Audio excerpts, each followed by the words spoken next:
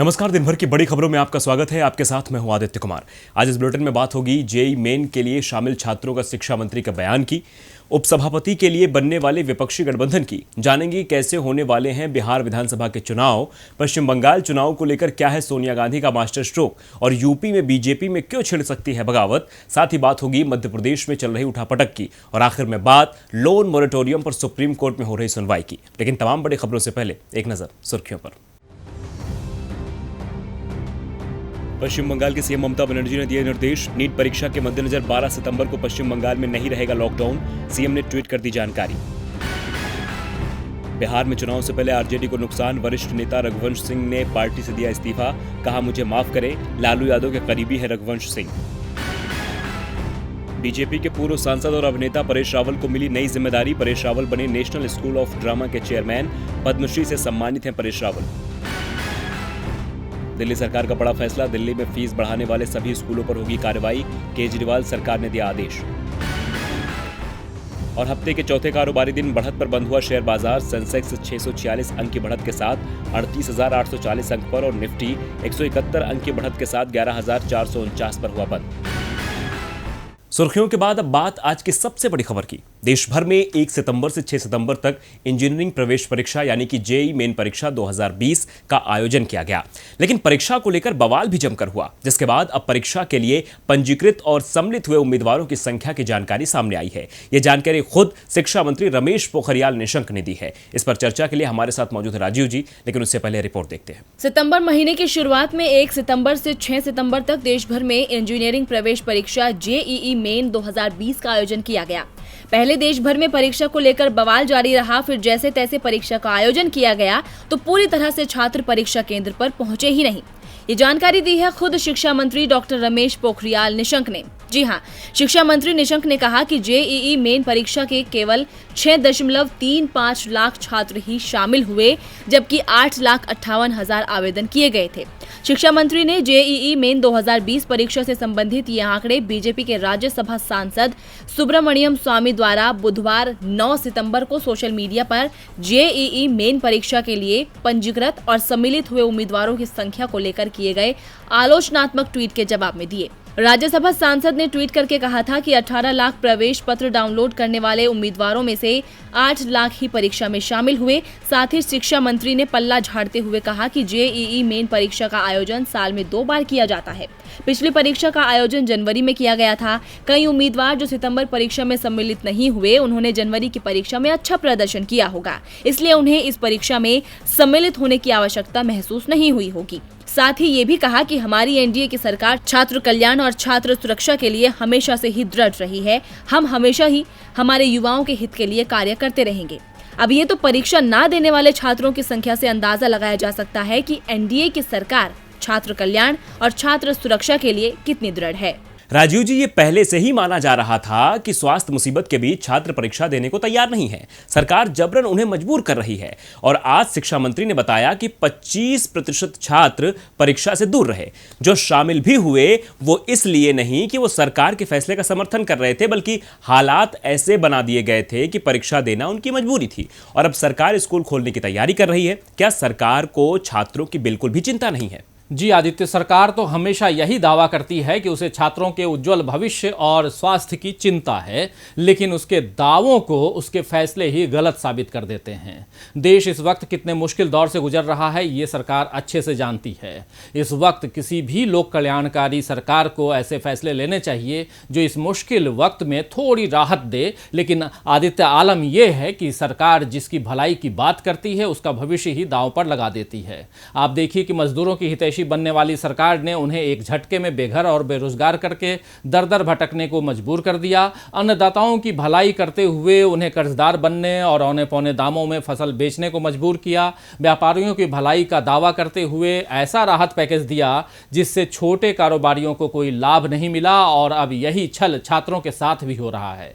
सरकार जो है वो छात्रों के एक साल बर्बाद होने की चिंता तो ज़रूर कर रही है, लेकिन सेहतमंद होने की बात नहीं कर रही है, क्योंकि इस महामारी के वक्त शुरुआती दिनों में ही सरकार ने लॉकडाउन कर दिया। लोगों के मन में उनकी सेहत का डर पैदा किया गया और उसके बाद जो कुछ हो रहा है, जो कुछ हुआ, उसे यहाँ बताने की ज़रूरत नहीं है, ये आप हम सब जानते हैं। लेकिन छात्र किसी भी विषम परिस्थिति में जेईई की परीक्षा दें, ये जिद सरकार की बनी रही। छात्रों ने भी मजबूरी में फॉर्म डाउनलोड किए और हज़ारों बच्चे अपनी बहुत ही मुश्किल से वो परीक्षा केंद्रों तक पहुंच सके, फिर भी लाखों बच्चे परीक्षा देने से वंचित रह गए। अब उन बच्चों का एक साल बर्बाद होने की जिम्मेदारी क्या सरकार लेगी? इसी तरह अब 9वीं से 12वीं तक के बच्चों के लिए स्कूल आने का विकल्प दे दिया गया है। आदित्य, सवाल ये है कि अगर बच्चे स्कूल जाने लगे और वहां सारी सावधानियों के बावजूद बीमारी का फैलाव हो गया, तो इसकी जिम्मेदारी बच्चों पर होगी या स्कूल पर होगी, या सरकार इसके लिए आगे आएगी? सरकार न केवल बच्चों की बल्कि उनके परिजनों की और स्कूल के बाकी स्टाफ की जिंदगी को भी असुरक्षित कर रही है। यह रवैया बतलाता है कि सरकार को केवल अपनी जिद की परवाह है, छात्रों की तो बिल्कुल नहीं। धन्यवाद राजू जी तमाम जानकारी के लिए। अब रुक करते हैं अपनी अगली खबर का। राज्यसभा के उपसभापति चुनाव को लेकर सत्तारूढ़ एनडीए और विपक्षी पार्टियां आमने सामने आ गई हैं। विपक्ष किसी भी सूरत में एनडीए को वॉकओवर देने के मूड में नहीं है। कांग्रेस ने साफ कर दिया है कि विपक्ष संयुक्त रूप से अपना प्रत्याशी मैदान में उतारेगा और अब आरजेडी के दिग्गज पर भी दांव लगाने की तैयारी कर ली गई है। देखिए रिपोर्ट। लोकसभा में तो मोदी सरकार का दबदबा कायम है, लेकिन राज्यसभा में मामला अभी भी फंसा हुआ है। सरकार के पास अभी भी बहुमत नहीं है, लेकिन यूपीए की तुलना में जरूर उसे बढ़त मिली हुई है।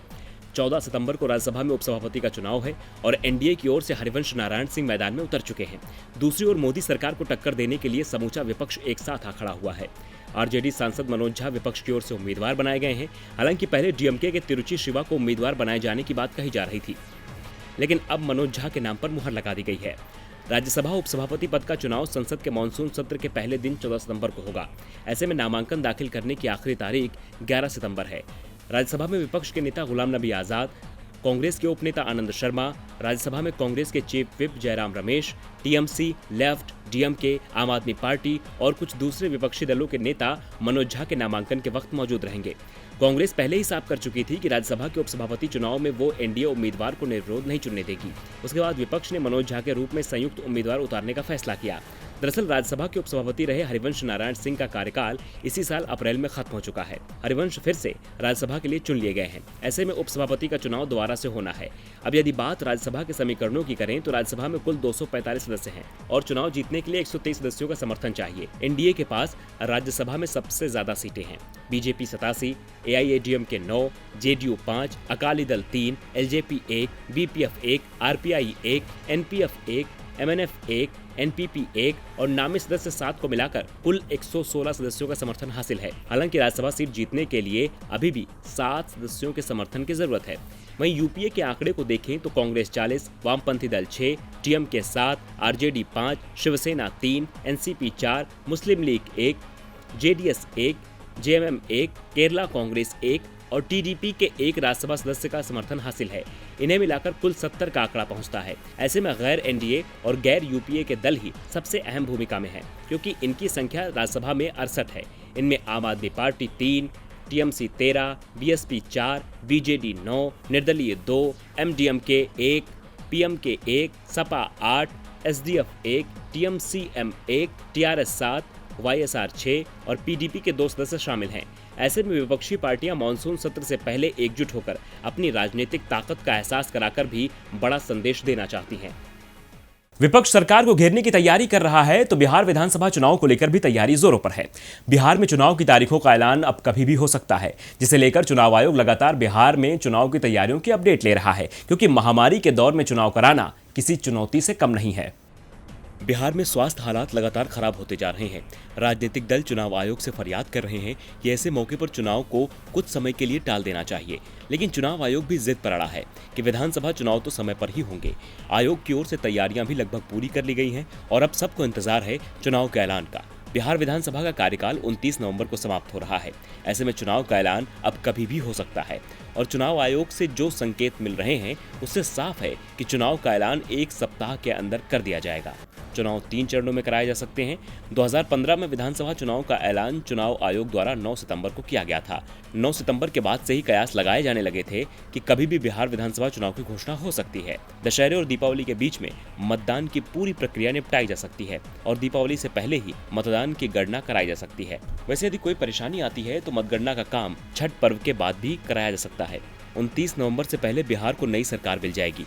पिछले 7 दशकों में हुए निर्वाचन से इस बार की चुनाव प्रक्रिया काफी नई और अलग होगी, क्योंकि महामारी कारण राज्य 6 महीने के लॉकडाउन और अनलॉक के बीच झूल रहा है।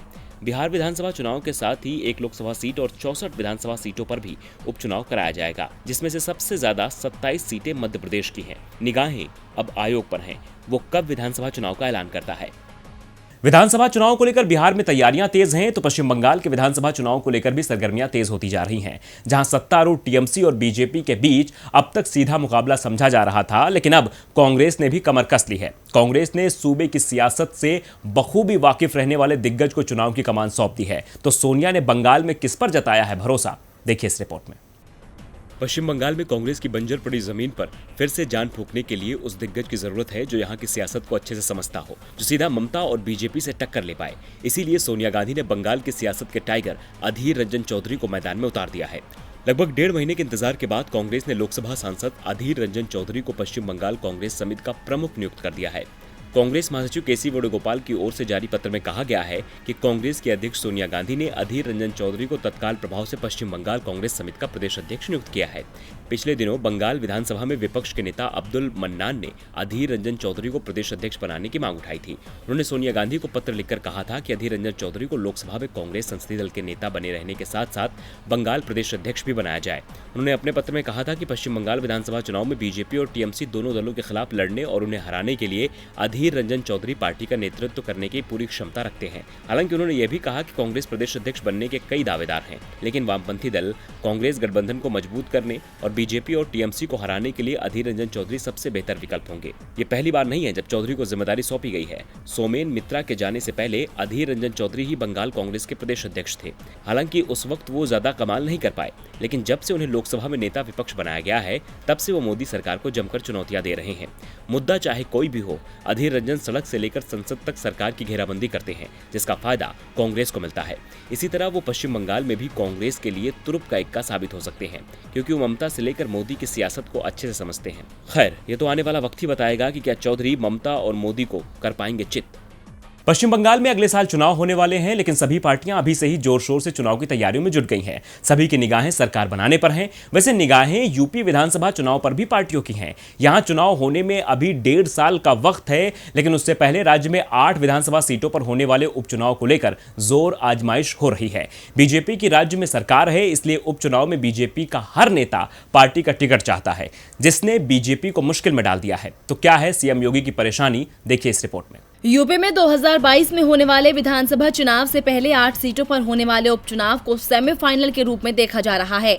ऐसे में सभी पार्टियों के प्रत्याशी अपने अपने क्षेत्र में ताकत झोंके हुए हैं कि आला कमान की नजर उन पर पड़ जाए और उन्हें टिकट मिल जाए। उपचुनाव है तो जाहिर तौर पर सत्ताधारी दल बीजेपी के टिकट पर चुनाव लड़ने वालों की फौज सबसे ज्यादा होगी। इसी फौज ने सीएम योगी को परेशान कर रखा है। जौनपुर की मलहनी सीट पर बीजेपी की बड़ी लड़ाई है। पार्टी कभी इस सीट से नहीं जीती, लिहाजा दमदार प्रत्याशी की तलाश है। इस सीट पर इलाहाबाद विश्वविद्यालय के कभी छात्र नेता रहे मनोज सिंह की दावेदारी मानी जा रही है। इसके अलावा 2017 में बीजेपी से लड़ चुके सतीश सिंह भी लाइन में हैं। इतना ही नहीं, अब बीजेपी के सिपाही बने पाणिनी सिंह भी दावेदारों का सूची में है।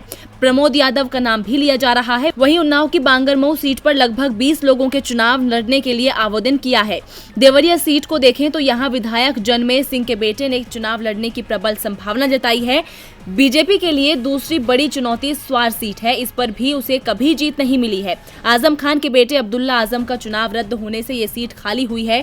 टूंडला सीट पर बीजेपी से चुनाव लड़ने के लिए अभी तक 18 आवेदन आ चुके हैं। बुलंदशहर की सीट पर दावेदारों की लंबी फौज सामने आई है। है। घाटमपुर सीट से बीजेपी के टिकट पर चुनाव लड़ने के इच्छुक 15 से 20 लोगों के आवेदन जिला कमेटी को मिल चुके हैं। नौगांव में संगीता चौहान के लड़ने की संभावना ज्यादा है। बीजेपी के प्रवक्ता मनीष शुक्ला ने कहा कि पार्टी किस कार्यकर्ता को चुनाव लड़ाएगी ये हाईकमान तय करेगा, लेकिन प्रत्याशी का चयन पार्टी के लिए परेशानी का सबब है। इस टिकट बंटवारे से पार्टी में घमासान भी छिड़ सकता है, जो 2022 चुनाव के लिए मुश्किल खड़ी कर सकता है। उत्तर प्रदेश में बीजेपी मुश्किल में है कि किसे टिकट दें और किसे नहीं, लेकिन इससे बड़ी परेशानी तो बीजेपी के लिए मध्य प्रदेश में खड़ी हो चुकी है। मध्य प्रदेश में 27 विधानसभा सीटों पर उपचुनाव हैं और इन उपचुनाव पर बीजेपी और कांग्रेस का भविष्य टिका हुआ है। चुनाव पर शिवराज सरकार की परीक्षा होनी है, इसकी वजह कोई और नहीं बल्कि सिंधिया समर्थक है। इसीलिए बीजेपी को हार का डर सता रहा है। मध्य प्रदेश में 27 सीटों पर होने वाले उपचुनाव को लेकर बीजेपी ने कमर कस ली है।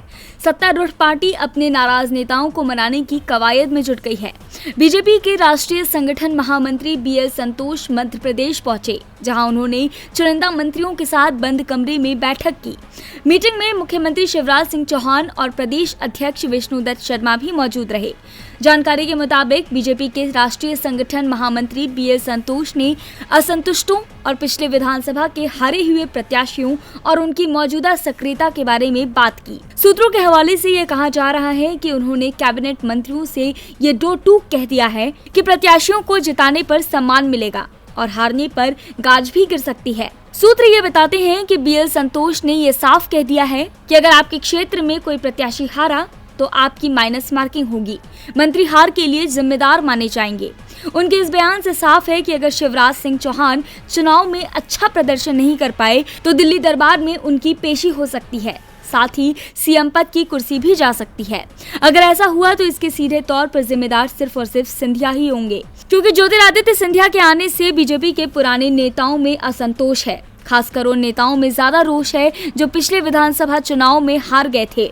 उन सीटों पर उपचुनाव में सिंधिया के लोगों को ही टिकट मिलेगा। ऐसे में इन सीटों से कभी बीजेपी के उम्मीदवार रहे लोग अपने सियासी करियर को लेकर चिंतित हैं, इसीलिए वो आक्रामक रुख अपना रहे हैं। ऐसे में पार्टी को सबसे ज्यादा टेंशन उस क्षेत्र के रूठे हुए लोगों को मनाने की है। बीजेपी के तमाम कद्दावर नेता उस क्षेत्र में कैंप कर रहे हैं, लेकिन अब तक कोई सकारात्मक नतीजा नहीं निकला है। अब अगर बीजेपी ने जल्द ही रूठों को नहीं मनाया तो हारना तय है। और बुलेटिन के आखिर में बात मोरेटोरियम में राहत की। दरअसल महामारी के दौर में RBI ने सर्कुलर जारी किया था, जिसमें बैंकों से कर्ज लेने वाले लोगों को 3 महीने की अवधि के लिए किश्तों के भुगतान में राहत दी गई थी। लेकिन जब लोन मोरेटोरियम खत्म करने की बारी आई तो मामला सुप्रीम कोर्ट में पहुंच गया। आज भी इस पर सुप्रीम कोर्ट में सुनवाई हुई, लेकिन कोर्ट ने सुनवाई 28 सितंबर तक के लिए टाल दी है, साथ ही राहत भी दी है। तो क्या है पूरा मामला, दिखाते हैं आपको इस रिपोर्ट में। लॉकडाउन के दौरान बैंकों की तरफ से दिए गए लोन मोरेटोरियम को लेकर आज फिर सुप्रीम कोर्ट में सुनवाई हुई। कोर्ट ने मोरेटोरियम के दौरान बैंकों की तरफ से ब्याज वसूलने को लेकर सुनवाई की।